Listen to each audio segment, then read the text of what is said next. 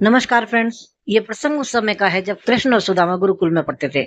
तो एक दिन सुदामा ने भगवान कृष्ण से प्रश्न किया कि प्रभु, सारी दुनिया ये कहती है कि भगवान तुम्हारी माया, भगवान तेरी लीला।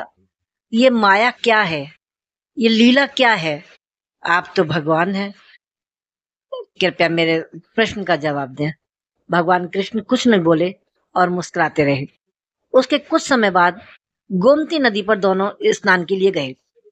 दोनों ने अपने वस्त्र उतार कर किनारे पर रखे और कृष्ण और सुदामा दोनों ने गोमती नदी में डुबकी लगाई। जैसे ही सुदामा ने डुबकी लगाई, भगवान कृष्ण ने अपना हाथ उसके ऊपर, उसकी पीठ पर हल्का सा रख दिया। अब सुदामा ने देखा कि गोमती नदी में बड़ी भयंकर बाढ़ आ गई और वो बाढ़ में बहा जा रहा है और बहते बहते दूर किसी राज्य में पहुंच गया। वहां जाकर उसने देखा तो एक हथनी ने उसके गले में माला डाल दी। वहां के लोगों ने बताया कि यहाँ का राजा मर गया है और अब आप हमारे राजा हैं, क्योंकि यहाँ का यही नियम है कि जब इस देश का राजा मर जाता है तो हथनी जिसके गले में माला डाल देती है वही राजा बन जाता है। अब आप राजमहल चलिए। राजमहल ले जाकर राजकुमारी के साथ उसका विवाह कर दिया गया और उसका जीवन सुख पूर्वक व्यतीत होने लगा। बच्चे हो गए और बहुत सुख से जीवन व्यतीत हो रहा था।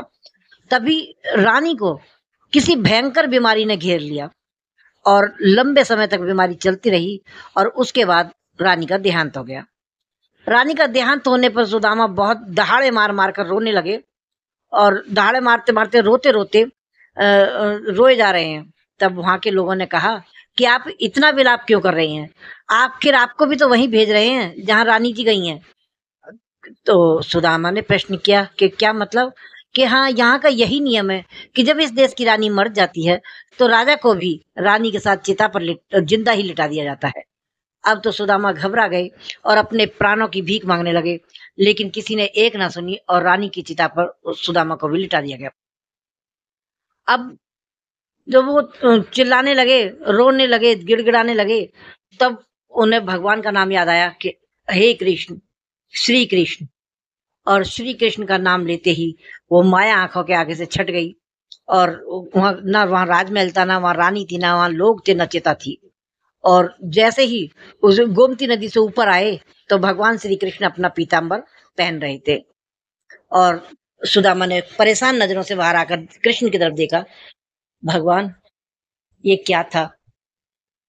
तो भगवान ने कहा कि जब तक जीव मुझे भजता है तब तक मेरी माया उसके ऊपर असर नहीं करती, और ज्यों ही जीव विषयों में आसक्त हो जाता है और मुझे भूल जाता है तो ही मेरी माया उसके ऊपर सवार हो जाती है। जिस प्रकार जब तुम सुखपूर्वक जीवन व्यतीत कर रहे थे, तुमने मेरा नाम एक बार भी नहीं लिया, और जब तुम्हें जिंदा चिता पर लिटा दिया गया तो तुमने मुझे पुकारा और मेरे नाम पुकारते ही सब माया तुम्हारी आंखों के आगे से छट गई और अब तुम मेरे सामने हो। तो इस संसार में जो कुछ है, जो भी कुछ तुम मेरे अलावा देख रहे हो, वो सब मेरी माया है, ये मेरी लीला है। बस केवल मैं ही सत्य हूँ। मैं ही हर युग में आता हूँ और मैं ही सत्य हूँ। बाकी सब मेरी माया है। भगवान श्री कृष्ण के आगे सुदामा ने हाथ जोड़ लिए और नतमस्तक हो गए और भगवान ने उन्हें अपने गले से लगा लिया। जय श्री कृष्ण। यह थी श्री कृष्ण की माया।